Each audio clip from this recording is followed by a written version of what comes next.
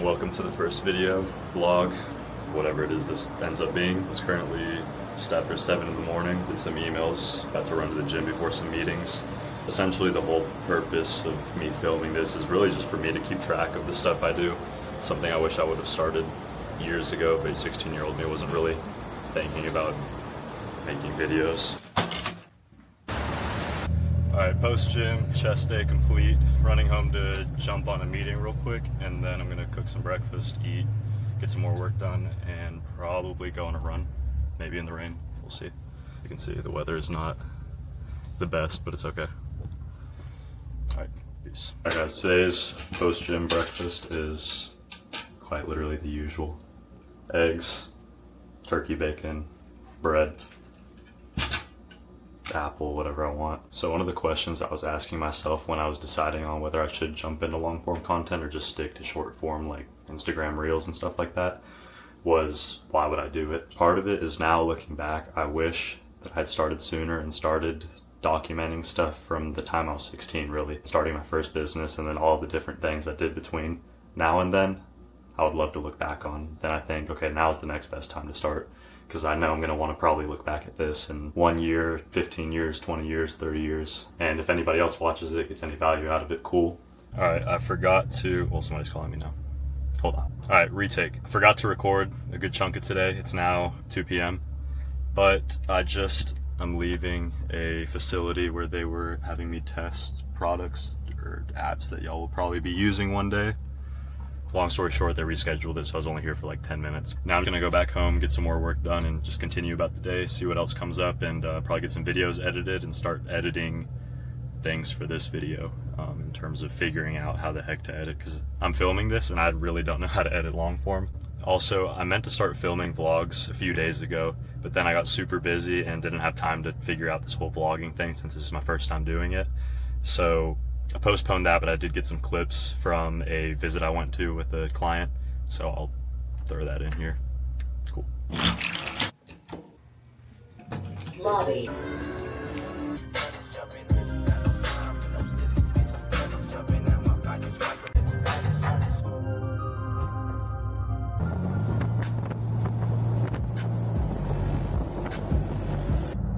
So I realized as I was getting here, the area that I'm going to where these clients' new property is, I actually used to come here when I just finished high school.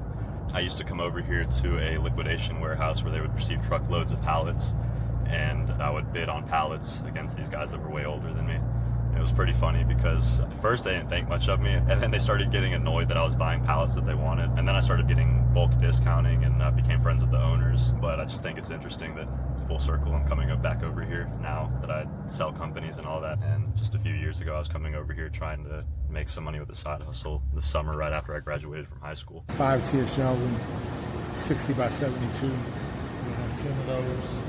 You can like be walking around, it tracks your face, and it's got different settings. And it won't bounce or anything. No, like that is see so that. dope. My name is Enrique Dent. And I'm Jocelyn Dent, and we are the proud owners of Dent Dent Tires Tires. and Dent Parts. So what you're saying and what you're witnessing, this is our warehouse.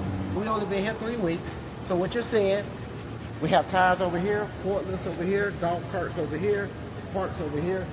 We've just been walking through everything with James just to show him where we're gonna put our desk, racks, you know, everything. So we're trying to build it out, and it's all coming together. Coming together, slow but sure. Don't be afraid to hire people, because you can lose a lot of money by trying to do it all yourself. You hire the right people to do the job the way that you need it to be done. As far as our location over here, it's a blank slate right now, but over there by the window with the light on, that's going to be our store. That's going to be our parts store. It's going to be shelving over there. We're going to have a whole Salesforce team in here selling parts. Next time you see us, it's going to be all put together. So, guys, thank you for having us. I'm Enrique Dent, Yes. Jocelyn thank you Dent, for coming. and Thank we you, James. are Dent Tires. Yes. Peace.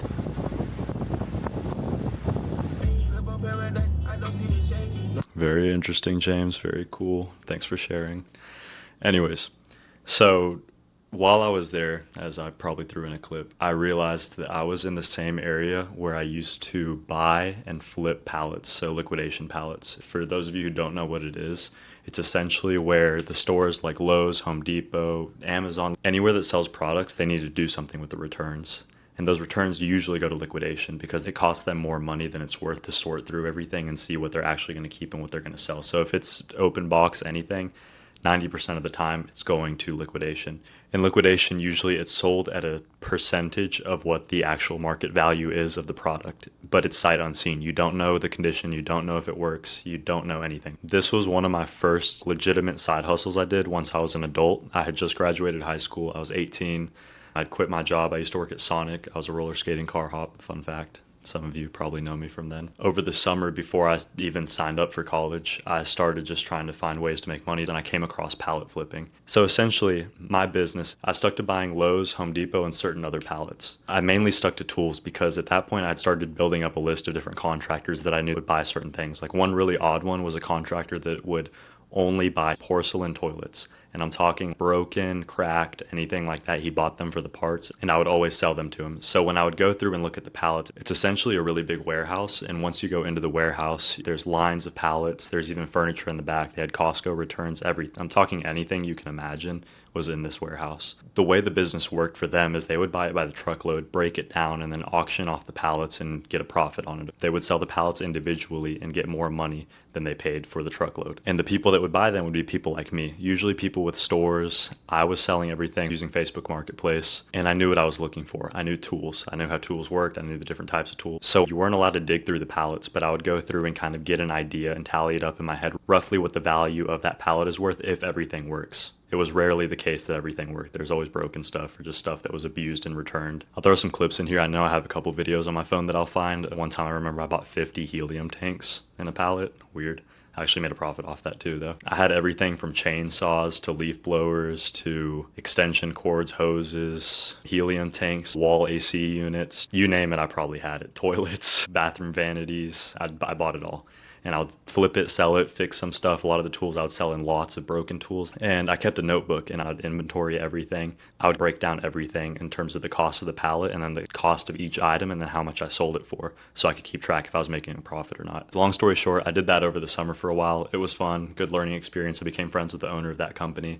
I was definitely the youngest in there. At first, they didn't think much of me, and then I was pulling up on my motorcycle, buying in bulk. I'd buy 3-4 pallets, and then the guy would hold them for me, and I'd come back in my truck sometime that week when I had time to get them. Overall, it was a very fun experience. Did I make a ton of money doing it? No.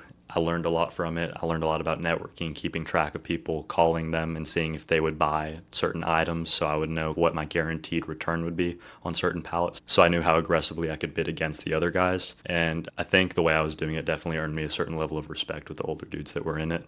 Because at a certain point, I started knowing everybody, and I was just the 18-year-old kid walking through there bidding on pallets and getting my name stamped on stuff. Anyways, a lot of other businesses came from that and a lot of other opportunities. I kept growing that to the point that I became preferred on Facebook, which is a way that your account for the marketplace gets pushed up, and anything I posted would get pushed up immediately to the top. So I would get stuff sold very quickly. That turned into a business opportunity at the end of the summer where somebody wanted to open a store and they wanted to finance the entire thing and have me run the whole thing. I turned that down. I had other things I wanted to do. I knew that wasn't something I wanted to do long term, but great learning experience. I got out of it mainly because there was families getting into it. It went viral on TikTok that you could do this, and I had different families and they're bidding up the prices to the point the margins didn't make sense for me to keep doing it. And at that point, I was actually doing it for money instead of just the learning. So I got out, started doing other things. Then a lot of other businesses came after that, which I'll talk about in a different video. Anyways, I'm gonna end the video out here on the balcony so y'all can see what's left of the sunset. If you watched this far, thank you for watching. First video. We'll see how the editing skills come out. I know how to edit short form, but long form is never done it before. We'll see what happens. And yeah, stay tuned. I'm gonna give more context on what I do, how I bought the condo that I'm in now, everything, business, life, traveling, whatever else. Anyways, appreciate you watching.